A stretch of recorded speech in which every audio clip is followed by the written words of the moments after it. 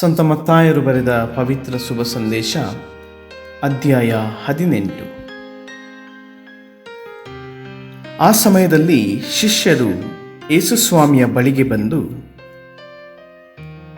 ಸ್ವರ್ಗ ಸಾಮ್ರಾಜ್ಯದಲ್ಲಿ ಎಲ್ಲರಿಗಿಂತಲೂ ದೊಡ್ಡವನು ಯಾರು ಎಂದು ಕೇಳಿದರು. ಯೇಸು ಒಂದು ಚಿಕ್ಕ ಮಗುವನ್ನು ಹತ್ತಿರಕ್ಕೆ ಕರೆದು ಅದನ್ನು ಶಿಷ್ಯರ ನಡುವೆ ನಿಲ್ಲಿಸಿ ಹೀಗೆಂದರು, ನೀವು ಪರಿವರ್ತನೆ ಹೊಂದಿ ಮಕ್ಕಳಂತೆ ಆಗದಿದ್ದರೆ ಸ್ವರ್ಗ ಸಾಮ್ರಾಜ್ಯವನ್ನು ಸೇರಲಾರಿರಿ ಎಂದು ನಿಶ್ಚಯವಾಗಿ ಹೇಳುತ್ತೇನೆ. ಈ ಮಗುವಿನಂತೆ ನಮ್ರಭಾವವುಳ್ಳವನೇ ಸ್ವರ್ಗ ಸಾಮ್ರಾಜ್ಯದಲ್ಲಿ ಎಲ್ಲರಿಗಿಂತ ದೊಡ್ಡವನು. ನನ್ನ ಹೆಸರಿನಲ್ಲಿ ಇಂತಹ ಮಗುವೊಂದನ್ನು ಸ್ವೀಕರಿಸುವವನು ನನ್ನನ್ನೇ ಸ್ವೀಕರಿಸುತ್ತಾನೆ. ಪಾಪ ಪ್ರಚೋದಕರಿಗೆ ಶಾಪ. ನನ್ನಲ್ಲಿ ವಿಶ್ವಾಸವಿಟ್ಟಿರುವ ಈ ಚಿಕ್ಕವರಲ್ಲಿ ಒಬ್ಬನಿಗೆ ಯಾವನಾದರೂ ಪಾಪಕ್ಕೆ ಕಾರಣನಾದರೆ ಅಂಥವನು ದೊಡ್ಡ ಬೀಸುವ ಕಲ್ಲನ್ನು ಕುತ್ತಿಗೆಗೆ ಬಿಗಿಸಿಕೊಂಡು ಆಳದ ಸಮುದ್ರದಲ್ಲಿ ದಬ್ಬಿಸಿಕೊಳ್ಳುವುದೇ ಲೇಸು. ಪಾಪಕ್ಕೆ ಪ್ರಚೋದಿಸುವ ಲೋಕಕ್ಕೆ ಧಿಕ್ಕಾರ. ನಿನ್ನ ಕೈಯೇ ಆಗಲಿ ಕಾಲೇ ಆಗಲಿ ನಿನಗೆ ಪಾಪಕ್ಕೆ ಕಾರಣವಾದರೆ ಅದನ್ನು ಕತ್ತರಿಸಿ ಬಿಸಾಡಿಬಿಡು.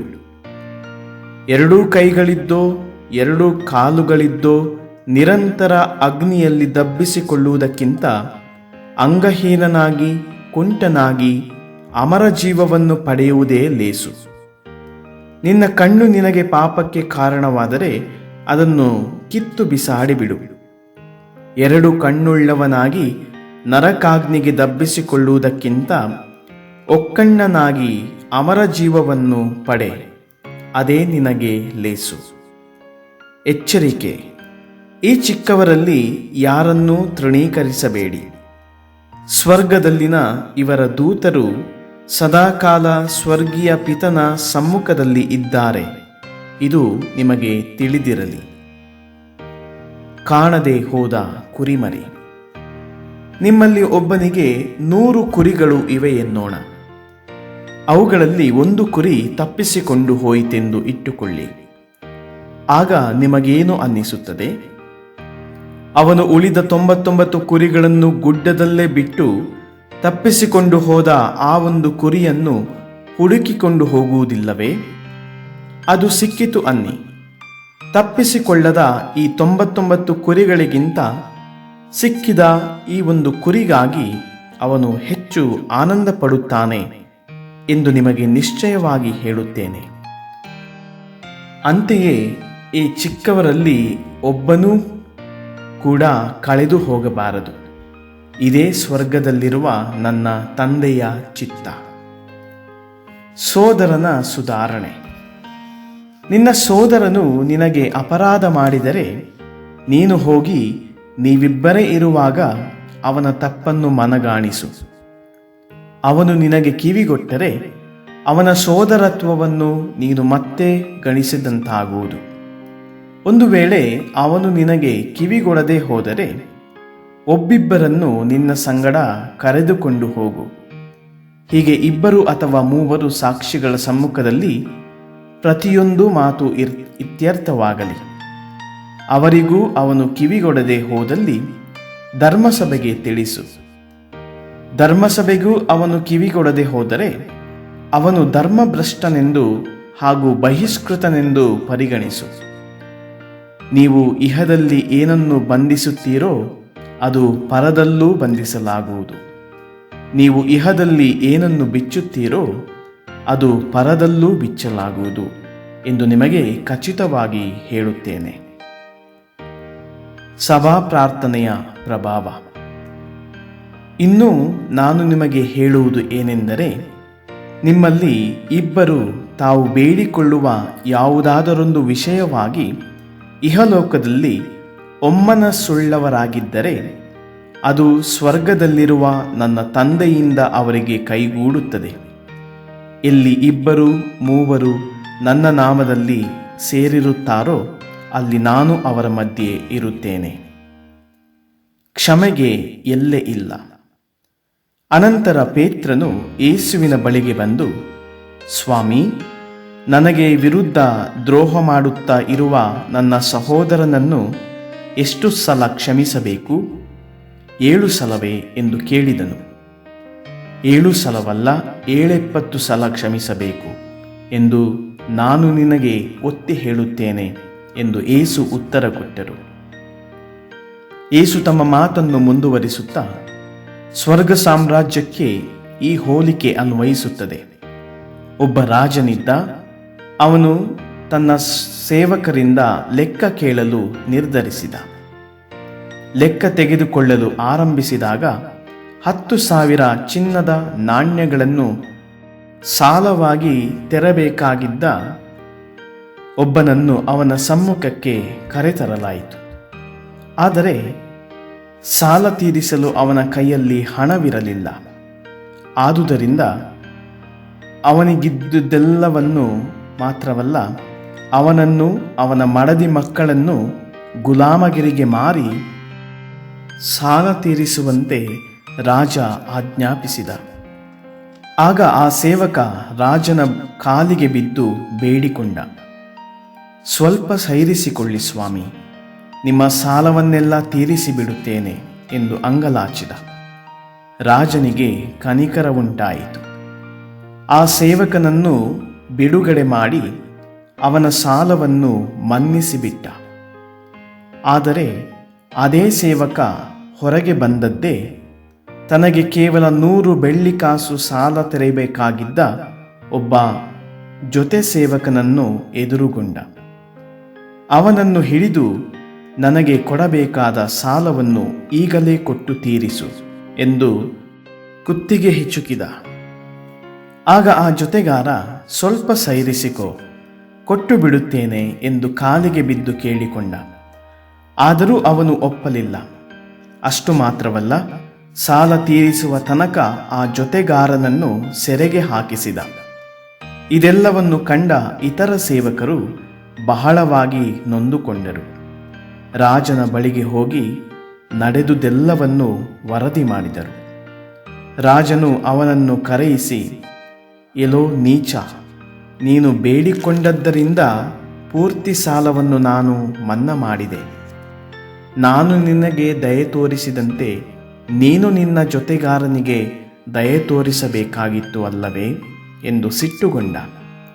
ಬಳಿಕ ತನಗೆ ಬರಬೇಕಾಗಿದ್ದ ಸಾಲವನ್ನು ತೀರಿಸುವವರೆಗೂ ಅವನನ್ನು ಕಠಿಣ ಶಿಕ್ಷೆಗೆ ಗುರಿಪಡಿಸಿದ. ನಿಮ್ಮಲ್ಲಿ ಪ್ರತಿಯೊಬ್ಬನೂ ತನ್ನ ಸೋದರನನ್ನು ಮನಪೂರ್ವಕವಾಗಿ ಕ್ಷಮಿಸಬೇಕು. ಇಲ್ಲದಿದ್ದರೆ ಸ್ವರ್ಗದಲ್ಲಿರುವ ನನ್ನ ತಂದೆ ನಿಮಗೆ ಇದರಂತೆ ಮಾಡುವರು ಎಂದರು. ಅಧ್ಯಾಯ 19. ವಿವಾಹ ವಿಚ್ಛೇದನೆ ಕೂಡದು. ಈ ವಿಷಯವನ್ನು ಹೇಳಿಯಾದ ಮೇಲೆ ಯೇಸು ಸ್ವಾಮಿ ಗಲಿಲಾಯವನ್ನು ಬಿಟ್ಟು ಜೋರ್ಡಾನ್ ನದಿಯ ಆಚೆ ಕಡೆಗೆ ಇದ್ದ ಜುದೇಯ ಪ್ರಾಂತ್ಯಕ್ಕೆ ಬಂದರು. ದೊಡ್ಡ ಜನಸ್ತೋಮ ಅವರನ್ನು ಹಿಂಬಾಲಿಸಿತು. ಅಲ್ಲಿ ಯೇಸು ಅವರಿಗೆ ಆರೋಗ್ಯ ದಾನ ಮಾಡಿದರು. ಫರಿಸಾಯರಲ್ಲಿ ಕೆಲವರು ಯೇಸುವಿನ ಬಳಿಗೆ ಬಂದು ಅವರನ್ನು ಮಾತಿನಲ್ಲಿ ಸಿಕ್ಕಿಸುವ ಉದ್ದೇಶದಿಂದ, ಯಾವುದಾದರೂ ಕಾರಣದಿಂದ ಗಂಡನು ತನ್ನ ಹೆಂಡತಿಯನ್ನು ಬಿಟ್ಟು ಬಿಡುವುದು ಧರ್ಮಸಮ್ಮತವೋ ಎಂದು ಕೇಳಿದರು. ಅದಕ್ಕೆ ಪ್ರತ್ಯುತ್ತರವಾಗಿ ಯೇಸು, ಸೃಷ್ಟಿಕರ್ತ ಆದಿಯಿಂದಲೇ ಅವರನ್ನು ಗಂಡು ಹೆಣ್ಣಾಗಿ ಉಂಟು ಮಾಡಿದರು ಎಂದು, ಈ ಕಾರಣದಿಂದಲೇ ಗಂಡನು ತಂದೆ ತಾಯಿಗಳನ್ನು ಬಿಟ್ಟು ತನ್ನ ಹೆಂಡತಿಯನ್ನು ಕೂಡಿಕೊಂಡು ಅವರಿಬ್ಬರೂ ಒಂದಾಗಿ ಬಾಳುವರು ಎಂದು ಹೇಳಿದ್ದಾರೆಂಬುದಾಗಿ ನೀವು ಪವಿತ್ರ ಗ್ರಂಥದಲ್ಲಿ ಓದಿಲ್ಲವೇ? ಹೀಗಿರುವಲ್ಲಿ ಇನ್ನು ಮುಂದೆ ಅವರು ಇಬ್ಬರಲ್ಲ, ಒಂದೇ ಶರೀರವಾಗುವರು. ಈ ನಿಮಿತ್ತ ದೇವರು ಒಂದುಗೂಡಿಸಿದ್ದನ್ನು ಮನುಷ್ಯನು ಬೇರ್ಪಡಿಸದೇ ಇರಲಿ ಎಂದರು. ಹಾಗಾದರೆ ವಿವಾಹ ವಿಚ್ಛೇದನ ಪತ್ರವನ್ನು ಕೊಟ್ಟು ಹೆಂಡತಿಯನ್ನು ಬಿಟ್ಟು ಬಿಡಬಹುದೆಂದು ಮೋಶೆಯು ನಿಯಮಿಸಿದ್ದು ಏಕೆ ಎಂದು ಫರಿಸಾಯರು ಮರುಪ್ರಶ್ನೆ ಹಾಕಿದರು. ನಿಮ್ಮ ಹೆಂಡತಿಯನ್ನು ನೀವು ಬಿಟ್ಟು ಬಿಡಬಹುದೆಂದು ಮೋಶೆ ಅನುಮತಿ ಇತ್ತಿದ್ದು ನಿಮ್ಮ ಹೃದಯ ಕಾಠಿಣ್ಯದ ನಿಮಿತ್ತದಿಂದಲೇ. ಆದರೆ ಅದು ಆದಿಯಿಂದಲೇ ಹಾಗಿರಲಿಲ್ಲ. ನಾನು ನಿಮಗೆ ಹೇಳುವುದನ್ನು ಕೇಳಿ, ತನ್ನ ಹೆಂಡತಿಯನ್ನು ಅವಳ ದುರ್ನಡತೆಯ ಕಾರಣದಿಂದಲ್ಲದೆ ಬಿಟ್ಟು ಮತ್ತೊಬ್ಬಳನ್ನು ಮದುವೆ ಮಾಡಿಕೊಳ್ಳುವ ಪ್ರತಿಯೊಬ್ಬನೂ ವ್ಯಭಿಚಾರಿಯಾಗುತ್ತಾನೆ. ಬ್ರಹ್ಮಚರ್ಯಗೆ ಕರೆ. ಆಗ ಶಿಷ್ಯರು, ಸತಿಪತಿಯರ ಸಂಬಂಧ ಈ ರೀತಿ ಇರುವುದಾದರೆ ಮದುವೆ ಮಾಡಿಕೊಳ್ಳದಿರುವುದೇ ಲೇಸು ಎಂದರು. ಅದಕ್ಕೆ ಯೇಸು, ಇದನ್ನು ಅಂಗೀಕರಿಸಲು ಎಲ್ಲರಿಂದಲೂ ಸಾಧ್ಯವಿಲ್ಲ. ಯಾರಿಗೆ ಅನುಗ್ರಹಿಸಲಾಗಿದೆಯೋ ಅವರಿಂದ ಮಾತ್ರ ಸಾಧ್ಯ. ತಾಯಿಯ ಉದರದಿಂದಲೇ ನಪುಂಸಕರಾಗಿ ಹುಟ್ಟಿದವರಿದ್ದಾರೆ, ಜನರಿಂದ ನಪುಂಸಕರಾದವರು ಕೂಡ ಇದ್ದಾರೆ. ಸ್ವರ್ಗ ಸಾಮ್ರಾಜ್ಯದ ನಿಮಿತ್ತ ಅವಿವಾಹಿತರಾಗಿ ಇರುವವರೂ ಇದ್ದಾರೆ. ಇದನ್ನು ಅಂಗೀಕರಿಸಬಲ್ಲವನು ಅಂಗೀಕರಿಸಲಿ ಎಂದರು. ಪುಟಾಣಿಗಳಿಗೆ ಪುರಸ್ಕಾರ. ಅನಂತರ ಕೆಲವರು ಚಿಕ್ಕ ಮಕ್ಕಳನ್ನು ಯೇಸುಸ್ವಾಮಿಯ ಬಳಿಗೆ ತಂದರು. ಅವುಗಳ ಮೇಲೆ ಕೈ ಇಟ್ಟು ಪ್ರಾರ್ಥನೆ ಮಾಡಬೇಕೆಂದು ಕೇಳಿಕೊಂಡರು. ಶಿಷ್ಯರು ಅವರನ್ನು ಗದರಿಸಿದರು. ಆಗ ಯೇಸು, ಚಿಕ್ಕ ಮಕ್ಕಳನ್ನು ನನ್ನ ಬಳಿಗೆ ಬರಲು ಬಿಡಿ, ಅವುಗಳನ್ನು ತಡೆಯಬೇಡಿ, ಸ್ವರ್ಗ ಸಾಮ್ರಾಜ್ಯ ಇಂಥವರದೇ ಎಂದರು. ತರುವಾಯ ಆ ಮಕ್ಕಳ ಮೇಲೆ ಕೈ ಇಟ್ಟು ಆಶೀರ್ವದಿಸಿದರು. ಬಳಿಕ ಅಲ್ಲಿಂದ ಹೊರಟು ಹೋದರು. ಧನಿಕ ಯುವಕನ ಸಮಸ್ಯೆ. ಒಮ್ಮೆ ಯೇಸು ಸ್ವಾಮಿಯ ಬಳಿಗೆ ಒಬ್ಬ ಯುವಕನು ಬಂದು, ಗುರುದೇವ, ಅಮರ ಜೀವವನ್ನು ಪಡೆಯಲು ನಾನು ಒಳ್ಳೆಯದೇನು ಮಾಡಬೇಕು ಎಂದು ಕೇಳಿದನು. ಅದಕ್ಕೆ ಅವರು, ಒಳ್ಳೆಯದನ್ನು ಕುರಿತು ನೀನು ನನ್ನನ್ನು ವಿಚಾರಿಸುವುದು ಏಕೆ? ಒಳ್ಳೆಯವರು ಒಬ್ಬರೇ.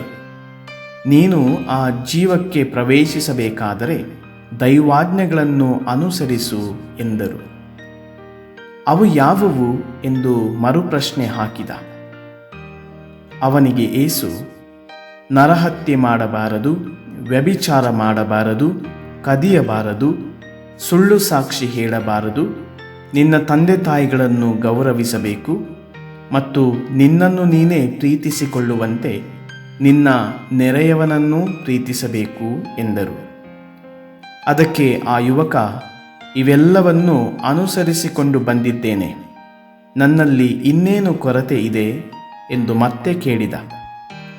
ಆಗ ಯೇಸು, ನೀನು ಸಂಪೂರ್ಣನಾಗಬೇಕು ಎಂದಿದ್ದರೆ ಹೋಗು, ನಿನ್ನ ಆಸ್ತಿಪಾಸ್ತಿಯನ್ನೆಲ್ಲ ಮಾರಿ ಬಡಬಗ್ಗರಿಗೆ ದಾನ ಮಾಡು, ಸ್ವರ್ಗದಲ್ಲಿ ನಿನಗೆ ಸಂಪತ್ತು ಇರುತ್ತದೆ. ನೀನು ಬಂದು ನನ್ನನ್ನು ಹಿಂಬಾಲಿಸು ಎಂದರು. ಇದನ್ನು ಕೇಳಿದ್ದೇ ಆ ಯುವಕ ಖಿನ್ನ ಮನಸ್ಕನಾಗಿ ಅಲ್ಲಿಂದ ಹೊರಟೇ ಹೋದ, ಏಕೆಂದರೆ ಅವನಿಗೆ ಅಪಾರ ಆಸ್ತಿಪಾಸ್ತಿ ಇತ್ತು.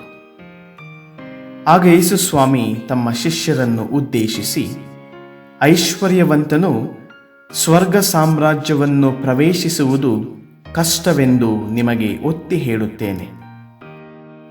ಐಶ್ವರ್ಯವಂತನು ದೇವರ ಸಾಮ್ರಾಜ್ಯವನ್ನು ಪ್ರವೇಶಿಸುವುದಕ್ಕಿಂತಲೂ ಒಂಟೆಯು ಸೂಜಿಯ ಕಲ್ಲಿನಲ್ಲಿ ನುಸುಳುವುದು ಸುಲಭ ಎಂಬುದು ನಿಜ ಎಂದರು. ಇದನ್ನು ಕೇಳಿದ ಮೇಲಂತೂ ಶಿಷ್ಯರು ಬೆಬ್ಬೆರಗಾದರು. ಹಾಗಾದರೆ ಯಾರು ತಾನೇ ಜೀವೋದ್ಧಾರ ಹೊಂದಲು ಸಾಧ್ಯ ಎಂದುಕೊಂಡರು. ಯೇಸು ಅವರನ್ನು ನಿಟ್ಟಿಸಿ ನೋಡುತ್ತಾ, ಮನುಷ್ಯರಿಗಿದು ಅಸಾಧ್ಯ, ಆದರೆ ದೇವರಿಗೆ ಎಲ್ಲವೂ ಸಾಧ್ಯ ಎಂದರು. ಪರಿತ್ಯಾಗಕ್ಕೆ 100 ಮಡಿ ಪ್ರತಿಫಲ. ಪೇತ್ರನು ಆಗ ಮುಂದೆ ಬಂದು, ನೋಡಿ, ನಾವು ಎಲ್ಲವನ್ನು ಬಿಟ್ಟು ತಮ್ಮನ್ನು ಹಿಂಬಾಲಿಸಿದ್ದೇವೆ, ನಮಗೇನು ದೊರಕುತ್ತದೆ ಎಂದು ಕೇಳಿದನು.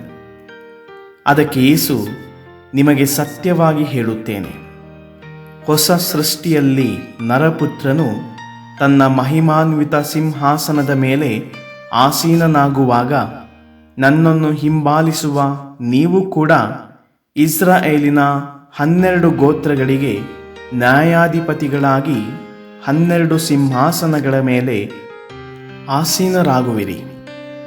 ನನ್ನ ನಾಮದ ನಿಮಿತ್ತ ಮನೆ ಮಠಗಳನ್ನಾಗಲಿ, ಅಣ್ಣ ತಮ್ಮಂದಿರನ್ನಾಗಲಿ, ಅಕ್ಕ ತಂಗಿಯರನ್ನಾಗಲಿ, ತಂದೆ ತಾಯಿಯರನ್ನಾಗಲಿ, ಮಕ್ಕಳು ಮರಿಗಳನ್ನಾಗಲಿ, ಹೊಲ ಗದ್ದೆಗಳನ್ನಾಗಲಿ ತ್ಯಜಿಸುವ ಪ್ರತಿಯೊಬ್ಬನು 100 ಮಡಿಯಷ್ಟು ಪಡೆಯುವನು. ಮಾತ್ರವಲ್ಲ, ಅಮರ ಜೀವಕ್ಕೆ ಬಾಧ್ಯಸ್ಥನಾಗುವನು. ಆದರೆ ಮೊದಲಿನವರಲ್ಲಿ ಅನೇಕರು ಕಡೆಯವರಾಗುವರು, ಕಡೆಯವರಲ್ಲಿ ಅನೇಕರು ಮೊದಲಿನವರಾಗುವರು. ಅಧ್ಯಾಯ 20. ಉದಾರ ಮನದ ಮಾಲೀಕ. ಸ್ವರ್ಗ ಸಾಮ್ರಾಜ್ಯವು ಹೀಗಿದೆ. ಒಬ್ಬ ಯಜಮಾನನಿಗೆ ಒಂದು ದ್ರಾಕ್ಷಿ ತೋಟವಿತ್ತು. ಅದರಲ್ಲಿ ಕೆಲಸ ಮಾಡುವುದಕ್ಕೆ ಕೂಲಿಗಾರರನ್ನು ಗೊತ್ತು ಮಾಡಲು ಅವನು ಬೆಳಗಿನ ಜಾವದಲ್ಲೇ ಹೊರಟ. ಆಳಿಗೆ 1 ಬೆಳ್ಳಿ ನಾಣ್ಯದಂತೆ ದಿನಕೂಲಿಯನ್ನು ಮಾತಾಡಿ ತೋಟಕ್ಕೆ ಕಳುಹಿಸಿದ. ಸುಮಾರು ಬೆಳಿಗ್ಗೆ 9 ಗಂಟೆಗೆ ಅವನು ಪುನಃ ಸಂತೆ ಬೀದಿಯ ಕಡೆ ಹೋದ. ಕೆಲಸವಿಲ್ಲದೆ ಸುಮ್ಮನೆ ನಿಂತುಕೊಂಡಿದ್ದ ಕೆಲವು ಕೂಲಿಗಾರರನ್ನು ಅಲ್ಲಿ ಕಂಡ. ನೀವು ನನ್ನ ದ್ರಾಕ್ಷಿ ತೋಟಕ್ಕೆ ಹೋಗಿರಿ, ನ್ಯಾಯವಾದ ಕೂಲಿಯನ್ನು ನಿಮಗೆ ಕೊಡುತ್ತೇನೆ ಎಂದ. ಅವರೂ ಹೋದರು. ಬಳಿಕ ಸುಮಾರು 12 ಗಂಟೆಗೊಮ್ಮೆ ಮತ್ತೆ 3 ಗಂಟೆಗೊಮ್ಮೆ ಹೋಗಿ ಇನ್ನೂ ಕೆಲವರನ್ನು ಕೆಲಸಕ್ಕೆ ಕಳುಹಿಸಿದ. 5 ಗಂಟೆಗೆ ಹೋದಾಗಲೂ ಬೇರೆ ಕೆಲವರು ಅಲ್ಲಿ ನಿಂತಿರುವುದನ್ನು ಕಂಡು, ದಿನವಿಡೀ ಕೆಲಸ ಮಾಡದೆ ಸುಮ್ಮನೆ ಇಲ್ಲಿ ನಿಂತಿದ್ದಿರಲ್ಲ, ಏಕೆ ಎಂದು ಕೇಳಿದ. ಅದಕ್ಕೆ ಅವರು, ನಮ್ಮನ್ನು ಯಾರೂ ಕೂಲಿಗೆ ಕರೆಯಲಿಲ್ಲ ಎಂದರು. ಹಾಗಾದರೆ ನೀವು ಕೂಡ ನನ್ನ ದ್ರಾಕ್ಷಿ ತೋಟಕ್ಕೆ ಹೋಗಿ ಕೆಲಸ ಮಾಡಿ ಎಂದು ಹೇಳಿ ಅವರನ್ನೂ ಕಳುಹಿಸಿದ. ಸಂಜೆಯಾಯಿತು. ತೋಟದ ಯಜಮಾನ ತನ್ನ ಮೇಸ್ತ್ರಿಗೆ ಕೂಲಿಯಾಳುಗಳನ್ನು ಕರೆದು ಕೊನೆಗೆ ಬಂದವರಿಂದ ಆರಂಭಿಸಿ ಮೊದಲು ಬಂದವರ ತನಕ ಕೂಲಿ ಕೊಡು ಎಂದ. ಅದರಂತೆ 5 ಗಂಟೆಗೆ ಗೊತ್ತು ಮಾಡಿದವರು ಬಂದಾಗ ಒಬ್ಬೊಬ್ಬನಿಗೆ 1 ಬೆಳ್ಳಿ ನಾಣ್ಯ ಸಿಕ್ಕಿತು. ಮೊದಲು ಗೊತ್ತು ಮಾಡಿದವರು ತಮ್ಮ ಸರದಿ ಬಂದಾಗ ತಮಗೆ ಹೆಚ್ಚು ಸಿಗುವುದೆಂದು ಭಾವಿಸಿದರು. ಆದರೆ ಅವರಿಗೂ 1 ಬೆಳ್ಳಿ ನಾಣ್ಯ ದೊರಕಿತು. ಇದನ್ನು ತೆಗೆದುಕೊಂಡಾಗ ಅವರು ದಣಿಯ ವಿರುದ್ಧ ಗೊಣಗಲಾರಂಭಿಸಿದರು. ಕಡೆ ಹೊತ್ತಿನಲ್ಲಿ ಬಂದ ಇವರು 1 ಗಂಟೆ ಕೆಲಸ ಮಾಡಿದ್ದಾರೆ. ಬಿಸಿಲಲ್ಲಿ ಬೆಂದು ದಿನವೆಲ್ಲ ದುಡಿದ ನಮ್ಮನ್ನು ಇವರಿಗೆ ಸರಿಸಮ ಮಾಡಿದ್ದಿರಲ್ಲ ಎಂದರು. ಅದಕ್ಕೆ ಯಜಮಾನ ಅವರಲ್ಲಿ ಒಬ್ಬನಿಗೆ, ಅಯ್ಯ, ನಿನಗೆ ನಾನು ಅನ್ಯಾಯ ಮಾಡಿಲ್ಲ. ದಿನಕ್ಕೊಂದು ಬೆಳ್ಳಿ ನಾಣ್ಯದಂತೆ ನೀನು ನನ್ನೊಡನೆ ಒಪ್ಪಂದ ಮಾಡಿಕೊಳ್ಳಲಿಲ್ಲವೇ? ನಿನ್ನ ಕೂಲಿ ಏನೋ ಅದನ್ನು ತೆಗೆದುಕೊಂಡು ಹೋಗು. ನಿನಗೆ ಕೊಟ್ಟಷ್ಟನ್ನು ಈ ಕಟ್ಟ ಕಡೆಯವನಿಗೂ ಕೊಡುವುದು ನನ್ನ ಇಷ್ಟ. ನನ್ನದನ್ನು ನನ್ನಿಷ್ಟಕ್ಕನುಸಾರ ಕೊಡುವ ಹಕ್ಕು ನನಗಿಲ್ಲವೇ? ನನ್ನ ಔದಾರ್ಯವನ್ನು ಕಂಡು ನಿನಗೇಕೆ ಹೊಟ್ಟೆಯುರಿ ಎಂದ. ಹೀಗೆ ಕಡೆಯವರು ಮೊದಲಿನವರಾಗುವರು, ಮೊದಲಿನವರು ಕಡೆಯವರಾಗುವರು ಎಂದು ಯೇಸು ಬೋಧಿಸಿದರು. ಮರಣ ಪುನರುತ್ಥಾನ ಕುರಿತು 3ನೇ ಪ್ರಕಟಣೆ. ಯೇಸು ಸ್ವಾಮಿ ಜೆರೂಸಲೇಮಿನತ್ತ ಹೋಗುವಾಗ ದಾರಿಯಲ್ಲಿ ತಮ್ಮ 12 ಮಂದಿ ಶಿಷ್ಯರನ್ನು ಪ್ರತ್ಯೇಕವಾಗಿ ಕರೆದು, ನೋಡಿ, ನಾವು ಜೆರೂಸಲೇಮಿಗೆ ಹೋಗುತ್ತಿದ್ದೇವೆ. ಅಲ್ಲಿ ನರಪುತ್ರನು ಮುಖ್ಯ ಯಾಜಕರ ಮತ್ತು ಧರ್ಮಶಾಸ್ತ್ರಿಗಳ ವಶಕ್ಕೆ ಒಪ್ಪಿಸುವರು.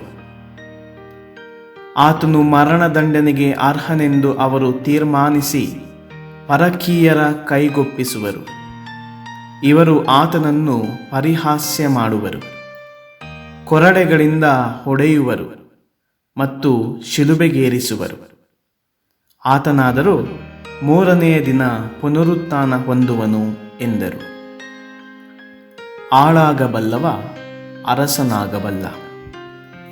ಆಗ ಜೆಬೆದಾಯನ ಮಕ್ಕಳ ತಾಯಿ ತನ್ನ ಪುತ್ರರ ಸಮೇತ ಯೇಸುಸ್ವಾಮಿಯ ಬಳಿಗೆ ಬಂದಳು. ತಮ್ಮಿಂದ ನನಗೊಂದು ಉಪಕಾರ ಆಗಬೇಕು ಎಂದು ಸ್ವಾಮಿಯ ಪಾದಕ್ಕೆರಗಿದಳು. ನಿನ್ನ ಕೋರಿಕೆ ಏನು ಎಂದರು ಯೇಸು. ಅದಕ್ಕೆ ಅವಳು, ತಮ್ಮ ಸಾಮ್ರಾಜ್ಯದಲ್ಲಿ ನನ್ನ ಈ ಇಬ್ಬರು ಮಕ್ಕಳಲ್ಲಿ ಒಬ್ಬನು ತಮ್ಮ ಬಲಗಡೆಯಲ್ಲಿಯೂ ಇನ್ನೊಬ್ಬನು ತಮ್ಮ ಎಡಗಡೆಯಲ್ಲೂ ಆಸೀನರಾಗುವಂತೆ ಅಪ್ಪಣೆಯಾಗಬೇಕು ಎಂದು ಕೋರಿದಳು. ಅದಕ್ಕೆ ಪ್ರತ್ಯುತ್ತರವಾಗಿ ಯೇಸು, ನೀವು ಕೋರಿಕೊಂಡದ್ದು ಏನೆಂದು ನಿಮಗೆ ತಿಳಿಯದು. ನಾನು ಕುಡಿಯಬೇಕಾದ ಪಾತ್ರೆಯಿಂದ ಕುಡಿಯಲು ನಿಮ್ಮಿಂದ ಆದೀತೆ ಎಂದು ಪ್ರಶ್ನಿಸಿದರು. ಹೌದು, ಆಗುತ್ತದೆ ಎಂದು ಅವರು ಮರುನುಡಿದರು. ಆಗ ಯೇಸು, ನನ್ನ ಪಾತ್ರೆಯಿಂದ ನೀವೇನೋ ಕುಡಿಯುವಿರಿ, ಆದರೆ ನನ್ನ ಬಲಗಡೆಯಲ್ಲಾಗಲಿ ಎಡಗಡೆಯಲ್ಲಾಗಲಿ ಆಸೀನರಾಗುವಂತೆ ಅನುಗ್ರಹಿಸುವುದು ನನ್ನದಲ್ಲ. ಅದು ಯಾರಿಗಾಗಿ ನನ್ನ ಪಿತನಿಂದ ಸಿದ್ಧ ಮಾಡಲಾಗಿದೆಯೋ ಅವರಿಗೇ ಸಿಗುವುದು ಎಂದು ನುಡಿದರು. ಉಳಿದ 10 ಮಂದಿ ಶಿಷ್ಯರು ಇದನ್ನು ಕೇಳಿದಾಗ ಆ ಇಬ್ಬರು ಸಹೋದರರ ಮೇಲೆ ಸಿಟ್ಟುಗೊಂಡರು. ಯೇಸುವಾದರೋ ಶಿಷ್ಯರೆಲ್ಲರನ್ನೂ ತಮ್ಮ ಬಳಿಗೆ ಕರೆದು, ಲೋಕದ ಪ್ರಜಾಧಿಪತಿಗಳು ತಮ್ಮ ಪ್ರಜೆಗಳ ಮೇಲೆ ದರ್ಪದಿಂದ ದೊರೆತನ ಮಾಡುತ್ತಾರೆ. ಜನನಾಯಕರು ಎನಿಸಿಕೊಳ್ಳುವವರು ಜನರ ಮೇಲೆ ಅಧಿಕಾರ ಪ್ರದರ್ಶನ ಮಾಡುತ್ತಾರೆ. ಇದು ನಿಮಗೆ ಗೊತ್ತು. ನೀವು ಹಾಗಿರಬಾರದು. ನಿಮ್ಮಲ್ಲಿ ಶ್ರೇಷ್ಠನಾಗಿರಲು ಇಚ್ಛಿಸುವವನು ನಿಮಗೆ ಸೇವಕನಾಗಿರಲಿ. ಪ್ರಥಮನಾಗಿರಲು ಆಶಿಸುವವನು ನಿಮ್ಮ ದಾಸನಾಗಿರಲಿ. ಹಾಗೆಯೇ ನರಪುತ್ರನು ಸೇವೆ ಮಾಡಿಸಿಕೊಳ್ಳುವುದಕ್ಕೆ ಅಲ್ಲ, ಇತರರ ಸೇವೆ ಮಾಡುವುದಕ್ಕೂ ಸರ್ವರ ಉದ್ಧಾರಕ್ಕಾಗಿ ತನ್ನ ಪ್ರಾಣವನ್ನು ಈಡಾಗಿ ಕೊಡುವುದಕ್ಕೂ ಬಂದಿದ್ದಾನೆ ಎಂದು ಹೇಳಿದರು. ಕುರುಡರಿಬ್ಬರ ಮೇಲೆ ಕನಿಕರ. ಅವರೆಲ್ಲರೂ ಜೆರಿಕೋ ಪಟ್ಟಣವನ್ನು ಬಿಟ್ಟು ಹೊರಟರು. ಜನರ ದೊಡ್ಡ ಗುಂಪು ಯೇಸುಸ್ವಾಮಿಯನ್ನು ಹಿಂಬಾಲಿಸಿತು. ದಾರಿಯ ಪಕ್ಕದಲ್ಲಿ ಇಬ್ಬರು ಕುರುಡರು ಕುಳಿತಿದ್ದರು. ಯೇಸು ಆ ಮಾರ್ಗವಾಗಿ ಹೋಗುತ್ತಿದ್ದಾರೆಂದು ಕೇಳಿದೊಡನೆಯೇ, ಸ್ವಾಮಿ, ದಾವೀದ ಕುಲಪುತ್ರರೇ, ನಮಗೆ ದಯೆ ತೋರಿ ಎಂದು ಕುರುಡರು ಕೂಗಿಕೊಂಡರು. ಸುಮ್ಮನಿರಬೇಕೆಂದು ಜನರು ಅವರನ್ನು ಗದರಿಸಿದರು. ಅವರಾದರೋ, ಸ್ವಾಮಿ, ದಾವೀದ ಕುಲಪುತ್ರರೇ, ನಮಗೆ ದಯೆ ತೋರಿ ಎಂದು ಇನ್ನೂ ಗಟ್ಟಿಯಾಗಿ ಕೂಗಿಕೊಂಡರು. ಯೇಸು ಅಲ್ಲೇ ನಿಂತು ಅವರನ್ನು ಕರೆದು, ನನ್ನಿಂದ ನಿಮಗೇನಾಗಬೇಕು ಎಂದು ಕೇಳಿದರು. ಅದಕ್ಕೆ ಅವರು, ಸ್ವಾಮಿ, ನಮಗೆ ಕಣ್ಣು ಕಾಣುವಂತೆ ಮಾಡಿ ಎಂದು ಪ್ರಾರ್ಥಿಸಿದರು. ಯೇಸುವಿಗೆ ಅವರ ಮೇಲೆ ಕನಿಕರ ಉಂಟಾಯಿತು. ಅವರ ಕಣ್ಣುಗಳನ್ನು ಮುಟ್ಟಿದರು. ಅದೇ ಕ್ಷಣದಲ್ಲಿ ಅವರಿಗೆ ದೃಷ್ಟಿ ಬಂದಿತು. ಅವರೂ ಯೇಸುವನ್ನು ಹಿಂಬಾಲಿಸಿದರು. ಅಧ್ಯಾಯ 21. ನಮ್ರ ಅರಸನ ಸಂಭ್ರಮ ಪ್ರವೇಶ. ಯೇಸುಸ್ವಾಮಿ ಮತ್ತು ಅವರ ಜೊತೆಯಲ್ಲಿದ್ದವರು ಜೆರೂಸಲೇಮನ್ನು ಸಮೀಪಿಸಿದರು. ಓಲಿವ್ ಗುಡ್ಡದ ಬಳಿ ಇರುವ ಬೆತ್ಫಗೆ ಎಂಬ ಊರನ್ನು ಸೇರಿದರು. ಅಲ್ಲಿ ಯೇಸು ಇಬ್ಬರು ಶಿಷ್ಯರನ್ನು ಕರೆದು, ನಿಮ್ಮೆದುರಿಗೆ ಇರುವ ಆ ಹಳ್ಳಿಗೆ ಹೋಗಿರಿ. ಅಲ್ಲಿ ಕಟ್ಟಿ ಹಾಕಿರುವ ಒಂದು ಹೇಸರಗತ್ತೆಯನ್ನು ಅದರ ಮರಿಯನ್ನು ಕಾಣುವಿರಿ. ಅವುಗಳನ್ನು ಬಿಚ್ಚಿ ನನ್ನ ಬಳಿಗೆ ಕರೆತನ್ನಿ. ಯಾವನಾದರೂ ನಿಮ್ಮನ್ನು ಏನಾದರೂ ಕೇಳಿದರೆ ಅವು ಪ್ರಭುವಿಗೆ ಬೇಕಾಗಿವೆ ಎನ್ನಿ, ಅವನು ತಕ್ಷಣ ಕಳುಹಿಸಿಕೊಡುವನು ಎಂದು ಹೇಳಿ ಕಳುಹಿಸಿದರು. ಸಿಯೋನ್ ನಗರಿಯೇ ಹೇಳು, ನಿನ್ನರಸ ಬರುತಿಹನು, ದೀನನವ ಹೇಸರಗತ್ತೆಯನ್ನೇರಿ ಕುಳಿತಿಹನು, ಮರಿ ಹೇಸರಗತ್ತೆಯನ್ನೇರಿ ಸಾಗಿ ಬರುತಿಹನು ಎಂದು ಪ್ರವಾದಿಯೊಬ್ಬನ ವಚನ ನೆರವೇರುವಂತೆ ಇದೆಲ್ಲ ನಡೆಯಿತು. ಶಿಷ್ಯರು ಹೋಗಿ ಯೇಸು ತಮಗೆ ಅಪ್ಪಣೆ ಮಾಡಿದಂತೆಯೇ ಹೇಸರಗತ್ತೆಯನ್ನೂ ಮರಿಯನ್ನೂ ಅಟ್ಟಿಕೊಂಡು ಬಂದರು. ತಮ್ಮ ಮೇಲಂಗಿಗಳನ್ನು ಅವುಗಳ ಮೇಲೆ ಹಾಸಿದರು. ಯೇಸು ಹತ್ತಿ ಕುಳಿತುಕೊಂಡರು. ಜನಸಮೂಹದಲ್ಲಿ ಅನೇಕರು ತಮ್ಮ ಹೊದಿಕೆಗಳನ್ನು ದಾರಿಯಲ್ಲಿ ಹಾಸಿದರು. ಇತರರು ಮರದೆಲೆಗಳನ್ನು ಕೊಯ್ದು ದಾರಿಯಲ್ಲಿ ಹರಡಿದರು. ಯೇಸುವಿನ ಹಿಂದೆಯೂ ಮುಂದೆಯೂ ಗುಂಪು ಗುಂಪಾಗಿ ಹೋಗುತ್ತಿದ್ದ ಜನರು, ದಾವೀದ ಕುಲಪುತ್ರನಿಗೆ ಜಯವಾಗಲಿ, ಸರ್ವೇಶ್ವರನ ನಾಮದಲ್ಲಿ ಬರುವವನಿಗೆ ಮಂಗಳವಾಗಲಿ, ಮಹೋನ್ನತದಲ್ಲಿ ದೇವರಿಗೆ ಜಯವಾಗಲಿ ಎಂದು ಹರ್ಷೋದ್ಗಾರ ಮಾಡುತ್ತಿದ್ದರು. ಹೀಗೆ ಯೇಸು ಜೆರೂಸಲೇಮನ್ನು ಪ್ರವೇಶಿಸಿದಾಗ ನಗರಕ್ಕೆ ನಗರವೇ ಕಲಕಲಗೊಂಡಿತು. ಜನರು ಯಾರಿವರು ಎಂದು ವಿಚಾರಿಸಲಾರಂಭಿಸಿದರು. ಇವರು ಗಲಿಲಾಯಕ್ಕೆ ಸೇರಿದ ನಜರೇತಿನ ಪ್ರವಾದಿ ಯೇಸು ಎಂದು ಮಾರ್ದನಿಸಿತು ಜನರ ಗುಂಪು. ದೇವರ ಮಂದಿರ ಪ್ರಾರ್ಥನೆಗೆ ಆಗರ. ಯೇಸು ಸ್ವಾಮಿ ಮಹಾದೇವಾಲಯಕ್ಕೆ ಹೋದರು. ಅಲ್ಲಿ ಮಾರುತ್ತಿದ್ದವರನ್ನೂ ಕೊಳ್ಳುತ್ತಿದ್ದವರನ್ನೂ ಹೊರಗಟ್ಟಿದರು. ನಾಣ್ಯ ವಿನಿಮಯ ಮಾಡುತ್ತಿದ್ದ ವ್ಯಾಪಾರಿಗಳ ಮೇಜುಗಳನ್ನು ಕೆಡವಿದರು. ಪಾರಿವಾಳಗಳನ್ನು ಮಾರುತ್ತಿದ್ದವರ ಮಣೆಗಳನ್ನು ಉರುಳಿಸಿದರು. ಅವರನ್ನು ಉದ್ದೇಶಿಸಿ, ಪ್ರಾರ್ಥನಾಲಯವೀ ನನ್ನ ಆಲಯ ಎಂದು ಪವಿತ್ರ ಗ್ರಂಥದಲ್ಲೇ ಲಿಖಿತವಾಗಿದೆ. ನೀವಾದರೋ ಅದನ್ನು ಕಳ್ಳಕಾಕರ ಗುಹೆಯನ್ನಾಗಿಸಿದ್ದೀರಿ ಎಂದು ಎಚ್ಚರಿಸಿದರು. ದೇವಾಲಯದಲ್ಲಿ ತಮ್ಮ ಬಳಿಗೆ ಬಂದ ಕುರುಡರನ್ನು ಕುಂಟರನ್ನು ಯೇಸು ಸ್ವಸ್ಥಪಡಿಸಿದರು. ಅವರು ಮಾಡಿದ ಅತಿಶಯ ಕಾರ್ಯಗಳನ್ನು ಮುಖ್ಯ ಯಾಜಕರು ಹಾಗೂ ಧರ್ಮಶಾಸ್ತ್ರಿಗಳು ನೋಡಿದರು. ದೇವಾಲಯದಲ್ಲಿ ಮಕ್ಕಳು ದಾವೀದ ಕುಲಪುತ್ರನಿಗೆ ಜಯವಾಗಲಿ ಎಂದು ಘೋಷಿಸುವುದನ್ನು ಕೇಳಿದರು.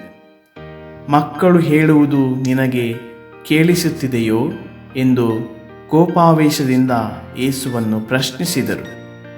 ಹೌದು, ಕೇಳಿಸುತ್ತದೆ. ಬಾಲಬಾಲೆಯರ ಬಾಯಿಂದಲೂ ಮೊಲೆಗೂಸುಗಳ ನಾಲಿಗೆಯಿಂದಲೂ ನಿಮಗೆ ಸರ್ವಸ್ತುತಿ ಸಲ್ಲುವಂತೆ ಮಾಡಿದ್ದೀರಿ ಎಂಬ ವಾಕ್ಯವನ್ನು ನೀವು ಪವಿತ್ರ ಗ್ರಂಥದಲ್ಲಿ ಎಂದೂ ಓದಿಲ್ಲವೇ ಎಂದು ಉತ್ತರಿಸಿದರು. ಅನಂತರ ಅವರನ್ನು ಬಿಟ್ಟು ಪಟ್ಟಣದಿಂದ ಹೊರಟರು. ಬೆತಾನಿಯಕ್ಕೆ ಬಂದು ರಾತ್ರಿಯನ್ನು ಅಲ್ಲೇ ಕಳೆದರು. ಫಲ ನೀಡದ ಬಾಳಿಗೆ ಶಾಪ. ಮಾರನೇ ದಿನ ಬೆಳಿಗ್ಗೆ ಯೇಸು ಸ್ವಾಮಿ ಪುನಃ ಪಟ್ಟಣಕ್ಕೆ ಬರುತ್ತಿದ್ದಾಗ ಅವರಿಗೆ ಹಸಿವಾಯಿತು. ದಾರಿಯ ಪಕ್ಕದಲ್ಲಿ ಒಂದು ಅಂಜೂರದ ಮರ ಕಣ್ಣಿಗೆ ಬಿದ್ದಿತು. ಹತ್ತಿರಕ್ಕೆ ಹೋಗಿ ನೋಡುವಾಗ ಅದರಲ್ಲಿ ಬರೀ ಎಲೆಗಳೇ ಹೊರತು ಮತ್ತೇನೂ ಕಾಣಲಿಲ್ಲ. ಯೇಸು ಆ ಮರಕ್ಕೆ, ಇನ್ನು ಮುಂದೆ ನೀನೆಂದಿಗೂ ಹಣ್ಣು ಬಿಡದಂತಾಗಲಿ ಎಂದರು. ಅದೇ ಕ್ಷಣದಲ್ಲಿ ಆ ಮರ ಒಣಗಿ ಹೋಯಿತು. ಇದನ್ನು ನೋಡಿ ಶಿಷ್ಯರು ನಿಬ್ಬೆರಗಾದರು. ಈ ಅಂಜೂರದ ಮರ ಇಷ್ಟು ಬೇಗನೆ ಹೇಗೆ ಒಣಗಿ ಹೋಯಿತು ಎಂದು ಕೇಳಿದರು. ಅದಕ್ಕೆ ಪ್ರತ್ಯುತ್ತರವಾಗಿ ಯೇಸು, ನಾನು ನಿಮಗೆ ಖಂಡಿತವಾಗಿ ಹೇಳುತ್ತೇನೆ, ನೀವು ಸಂಶಯ ಪಡದೆ ವಿಶ್ವಾಸಿಸಿದರೆ ಈ ಅಂಜೂರದ ಮರಕ್ಕೆ ನಾನು ಏನು ಮಾಡಿದ್ದೇನೋ ನೀವು ಅಂತೆಯೇ ಮಾಡುವಿರಿ. ಅದು ಮಾತ್ರವಲ್ಲ, ಈ ಬೆಟ್ಟಕ್ಕೆ ನೀನು ಇಲ್ಲಿಂದ ಕಿತ್ತುಕೊಂಡು ಹೋಗಿ ಸಮುದ್ರದಲ್ಲಿ ಬೀಳು ಎಂದು ನೀವು ಹೇಳಿದರೆ ಅದು ಹಾಗೆಯೇ ಆಗುವುದು. ವಿಶ್ವಾಸವಿಟ್ಟು ಏನನ್ನು ಪ್ರಾರ್ಥನೆಯಲ್ಲಿ ನೀವು ಬೇಡಿಕೊಳ್ಳುವಿರೋ ಅದನ್ನೆಲ್ಲ ಪಡೆಯುವಿರಿ ಎಂದು ಉತ್ತರಿಸಿದರು. ಇಷ್ಟೆಲ್ಲ ಅಧಿಕಾರ ಎಲ್ಲಿಂದ? ತರುವಾಯ ಯೇಸುಸ್ವಾಮಿ ಮಹಾದೇವಾಲಯದ ಒಳಕ್ಕೆ ಹೋಗಿ ಅಲ್ಲಿ ಬೋಧನೆ ಮಾಡತೊಡಗಿದರು. ಮುಖ್ಯ ಯಾಜಕರು ಸಭಾಪ್ರಮುಖರು ಅವರ ಬಳಿಗೆ ಬಂದು, ಇದನ್ನೆಲ್ಲ ನೀನು ಯಾವ ಅಧಿಕಾರದಿಂದ ಮಾಡುತ್ತಿರುವೆ? ನಿನಗೆ ಈ ಅಧಿಕಾರವನ್ನು ಕೊಟ್ಟವರಾರು ಎಂದು ಪ್ರಶ್ನಿಸಿದರು. ಅದಕ್ಕೆ ಯೇಸು, ನಾನು ನಿಮಗೆ ಒಂದು ಪ್ರಶ್ನೆ ಕೇಳುತ್ತೇನೆ. ಅದಕ್ಕೆ ನೀವು ಉತ್ತರ ಕೊಟ್ಟರೆ ನಾನು ಯಾವ ಅಧಿಕಾರದಿಂದ ಇದನ್ನೆಲ್ಲ ಮಾಡುತ್ತಿದ್ದೇನೆಂದು ನಿಮಗೆ ತಿಳಿಸುತ್ತೇನೆ. ಸ್ನಾನದೀಕ್ಷೆ ಕೊಡುವ ಅಧಿಕಾರ ಯೋಹಾನನಿಗೆ ಎಲ್ಲಿಂದ ಬಂದಿತು? ದೇವರಿಂದಲೋ ಮನುಷ್ಯರಿಂದಲೋ ಎಂದು ಕೇಳಿದರು. ಅದಕ್ಕೆ ಅವರು ತಮ್ಮೊಳಗೆ ಹೀಗೆಂದು ತರ್ಕ ಮಾಡಲಾರಂಭಿಸಿದರು. ದೇವರಿಂದ ಬಂತು ಎಂದು ಉತ್ತರಿಸಿದರೆ, ಹಾಗಾದರೆ ನೀವೇಕೆ ಆತನನ್ನು ನಂಬಲಿಲ್ಲ ಎಂದು ಕೇಳುವನು. ಮನುಷ್ಯರಿಂದ ಬಂತು ಎಂದು ಹೇಳಿದೆವೆ ಆದರೆ ಜನಸಮೂಹಕ್ಕೆ ನಾವು ಭಯಪಡಬೇಕಾಗಿದೆ. ಏಕೆಂದರೆ ಯೋಹಾನನು ಒಬ್ಬ ಪ್ರವಾದಿಯೆಂದು ಸರ್ವರು ಸಮ್ಮಾನಿಸುತ್ತಾರೆ ಎಂದುಕೊಂಡರು. ಬಳಿಕ ಬಂದು ನಮಗೆ ಗೊತ್ತಿಲ್ಲ ಎಂದು ಯೇಸುವಿಗೆ ಉತ್ತರ ಕೊಟ್ಟರು.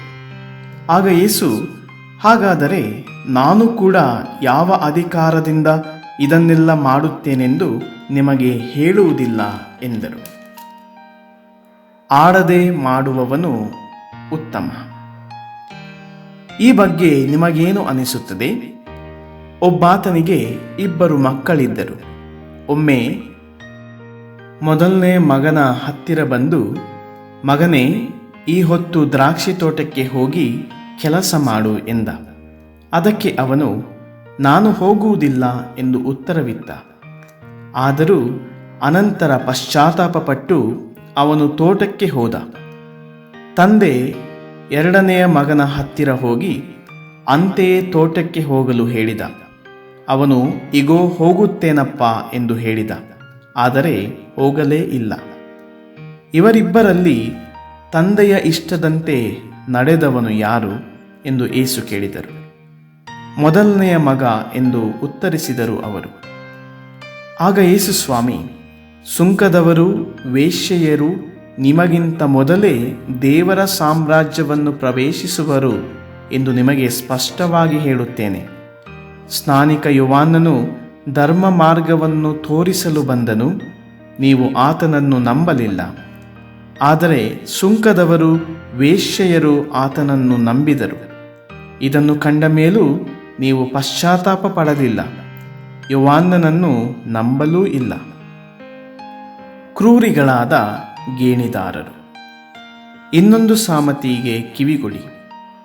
ಒಬ್ಬ ಯಜಮಾನ ಒಂದು ದ್ರಾಕ್ಷಿ ತೋಟ ಮಾಡಿಸಿದ. ಅದರ ಸುತ್ತ ಬೇಲಿಯನ್ನು ಹಾಕಿಸಿದ. ದ್ರಾಕ್ಷಾರಸವನ್ನು ತೆಗೆಯಲು ಆಲೆಯನ್ನು ಹೂಡಿಸಿ ಕಾವಲಿಗಾಗಿ ಅಟ್ಟಣೆಯನ್ನು ಕಟ್ಟಿಸಿದ. ಅನಂತರ ಅದನ್ನು ಗೇಣಿದಾರರಿಗೆ ವಹಿಸಿ ಹೊರನಾಡಿಗೆ ಹೊರಟು ಹೋದ. ಫಲ ಕೊಡುವ ಕಾಲ ಹತ್ತಿರವಾದಾಗ ತನಗೆ ಬರಬೇಕಾದ ಪಾಲನ್ನು ತರುವುದಕ್ಕಾಗಿ ಆಳುಗಳನ್ನು ಗೇಣಿದಾರರ ಬಳಿಗೆ ಕಳುಹಿಸಿದ. ಇವರು ಆ ಆಳುಗಳ ಮೇಲೆ ಬಿದ್ದು ಒಬ್ಬನನ್ನು ಬಡಿದರು, ಇನ್ನೊಬ್ಬನನ್ನು ಕಡಿದರು, ಮತ್ತೊಬ್ಬನ ಮೇಲೆ ಕಲ್ಲು ತೂರಿದರು. ತೋಟದ ಯಜಮಾನ ಮೊದಲಿಗಿಂತಲೂ ಹೆಚ್ಚು ಆಳುಗಳನ್ನು ಕಳುಹಿಸಿದ. ಅವರಿಗೂ ಅದೇ ಗತಿಯಾಯಿತು. ಕಟ್ಟ ಕಡೆಗೆ ಯಜಮಾನ, ನನ್ನ ಮಗನಿಗೆ ಇವರು ಮರ್ಯಾದೆ ಕೊಟ್ಟೇ ಕೊಡುವರು ಎಂದುಕೊಂಡು ತನ್ನ ಮಗನಿಗೆ ಕಳುಹಿಸಿದ.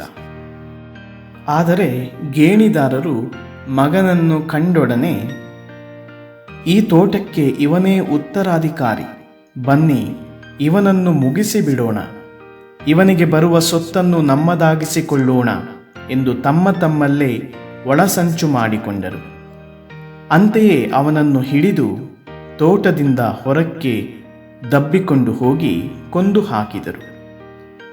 ಈಗ ನೀವೇ ಹೇಳಿ, ತೋಟದ ಯಜಮಾನ ಬಂದಾಗ ಆ ಗೇಣಿದಾರರಿಗೆ ಏನು ಮಾಡುವನು ಎಂದು ಯೇಸು ಕೇಳಿದರು.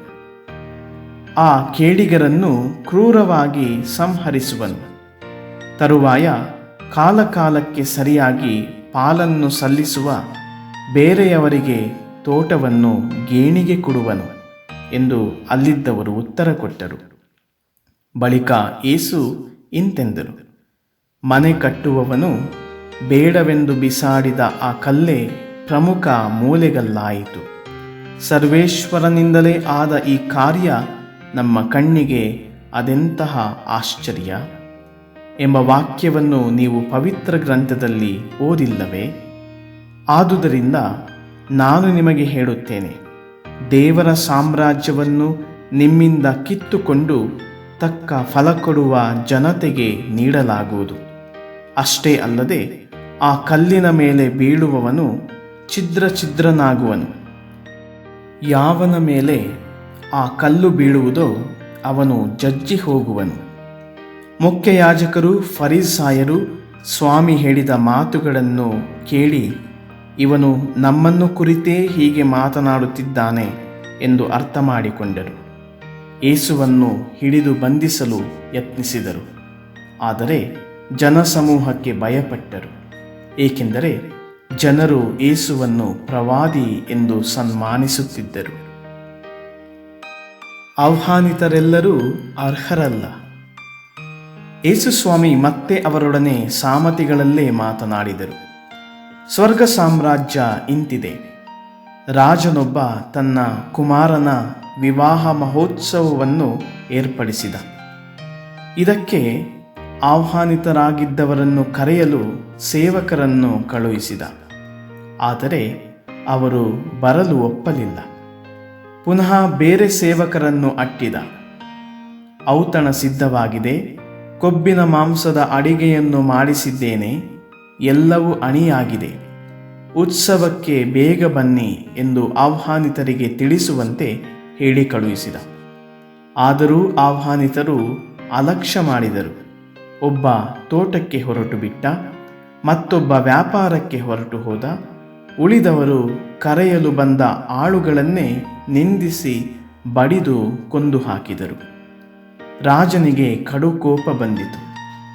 ತನ್ನ ಸೈನಿಕರನ್ನು ಕಳುಹಿಸಿ ಆ ಕೊಲೆಗಾರರನ್ನು ಸಂಹರಿಸಿದ.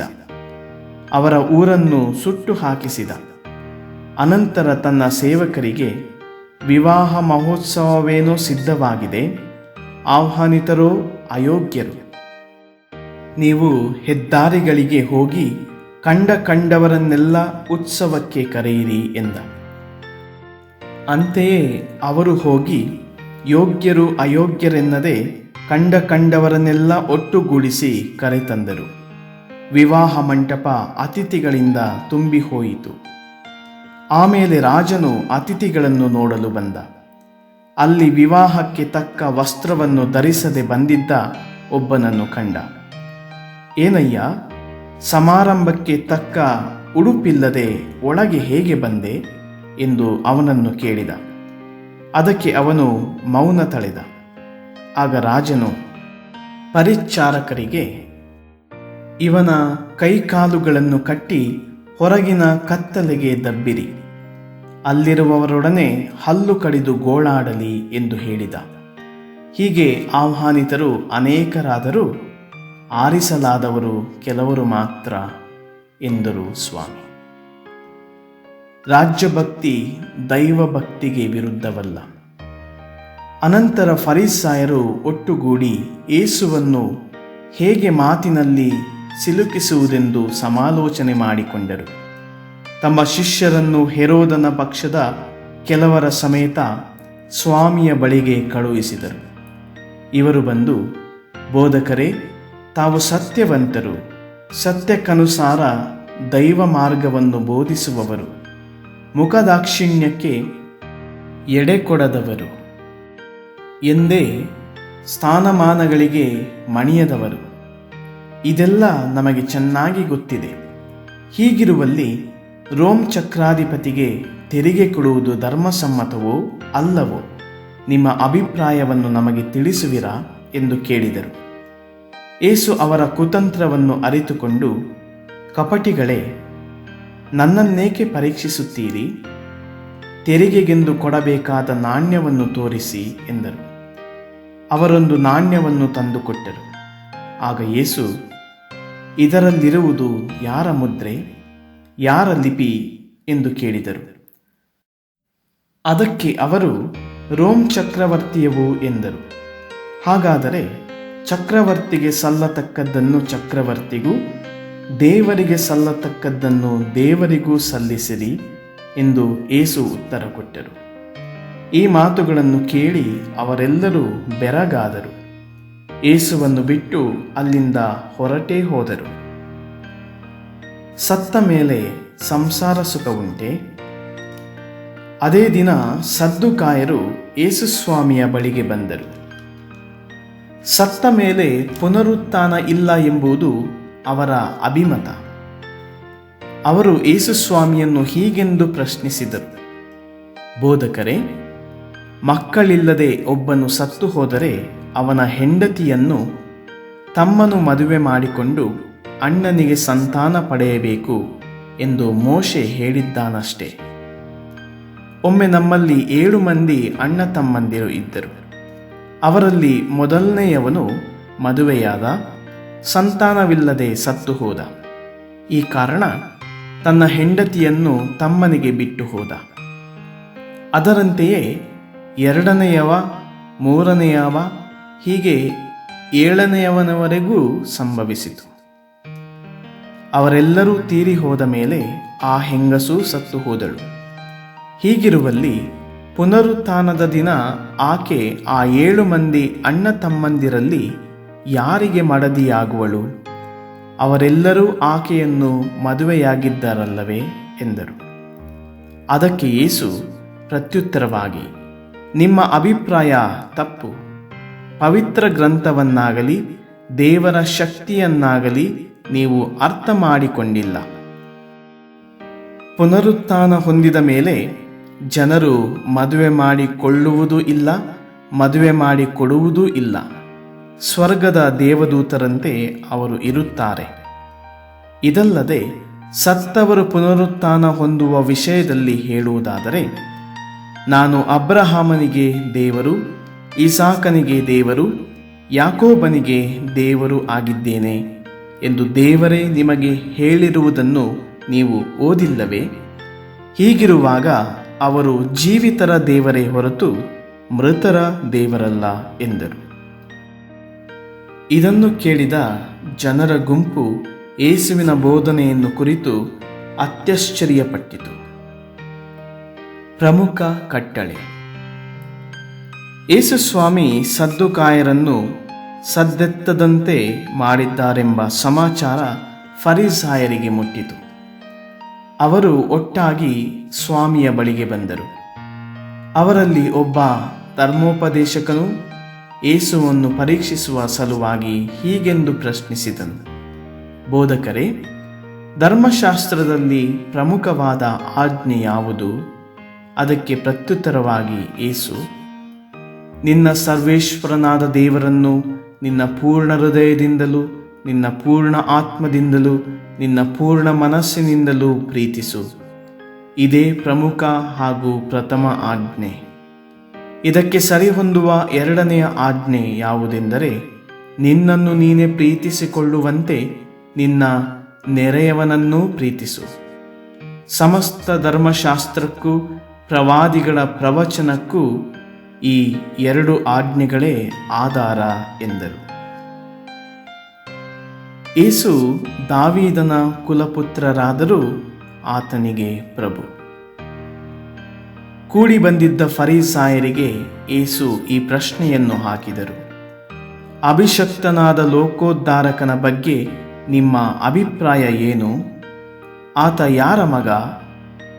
ಅದಕ್ಕವರು ದಾವೀದನ ಪುತ್ರ ಎಂದು ಉತ್ತರಿಸಿದರು. ಆಗ ಯೇಸು, ಹಾಗಾದರೆ ದಾವೀದನೇ ಪವಿತ್ರಾತ್ಮ ಪ್ರೇರಣೆಯಿಂದ ಆತನನ್ನು ಪ್ರಭು ಎಂದು ಕರೆದಿದ್ದಾನಲ್ಲ, ಅದು ಹೇಗೆ? ನಿನ್ನ ಶತ್ರುಗಳನ್ನು ನಾನು ನಿನ್ನ ಪಾದದಡಿ ಹಾಕುವ ತನಕ ನನ್ನ ಬಲಗಡೆ ಆಸೀನನಾಗಿರು ಎಂದು ನನ್ನ ಪ್ರಭುವಿಗೆ ಸರ್ವೇಶ್ವರ ಹೇಳಿರುವರು ಎಂದಿದ್ದಾನಲ್ಲವೇ? ಇಲ್ಲಿ ದಾವೀದನೇ ಆತನನ್ನು ನನ್ನ ಪ್ರಭು ಎಂದು ಕರೆದಿರುವಾಗ ಆತ ದಾವೀದನಿಗೆ ಪುತ್ರನಾಗಿರುವುದು ಹೇಗೆ ಎಂದು ಕೇಳಿದರು. ಇದಕ್ಕೆ ಉತ್ತರವಾಗಿ ಒಂದು ಮಾತು ಹೇಳಲು ಫರಿಸಾಯರಿಂದ ಆಗಲಿಲ್ಲ. ಅದು ಮಾತ್ರವಲ್ಲ, ಅಂದಿನಿಂದ ಯೇಸುವನ್ನು ಪ್ರಶ್ನಿಸಲು ಯಾರೂ ಧೈರ್ಯಗೊಳ್ಳಲಿಲ್ಲ.